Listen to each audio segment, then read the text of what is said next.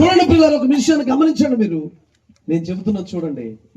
ఎవరైనా తిడుతున్నారా? నీ బ్రతికింతే అన్నారా? సేవ ఇంతే అన్నారా? ఒక మాట చెప్పనా?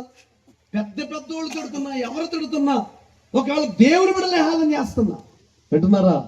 ఏం ఫీల్ అవ్వదు. ఒకసారి ఒక నాస్తికుడు అంట ఒక చిన్న పిల్లోడిని, ఆ చిన్నపిల్లడు పాట పాడుతున్నాడు. హల్లెలూయా స్తుతి మహిమ ఎల్లప్పుడు దేవుని ఇచ్చేదము అని పాడుతా ఉంటే, అలా సైన్యములకు అధిపతి అయిన ఆ దేవుని స్తుతించేదము, అలా సముద్రములను దాటించిన ఆ యెహోవాను స్తుతించేదం అంటే, ఒక నాస్తికుడు చిన్నపిల్లడి దగ్గరికి వచ్చి అన్నారు, హాయ్ ఆపరా అన్నాడు.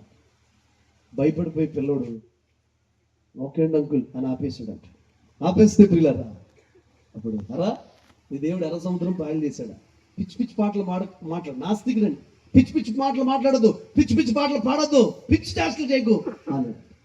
అంటే సరే అంకుల్, అరే ఎర్ర సముద్రం ఎంత లోతుంటుందిరా? మోకాళ్ళు లోతే తెలుసా అన్నాడు. ఈ బొడ్డోడు బుర్రలకు కోక్కుంటా మోకాళ్ళు లోతంట అని వెళ్ళిపోతా అంకుల్ అన్నాడు. అంటే ఇడుగు బీపీ వచ్చేసింది.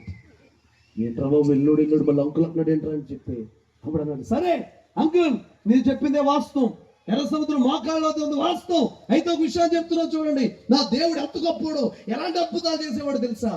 ఆ ఎర్ర సముద్రంలోనే ఆ మోకాళ్ళలోతు నీటిలోనే పెద్ద పెద్ద రథాలు ముంచేశాడండి. నా దేవుడు చాలా గొప్పవాడు.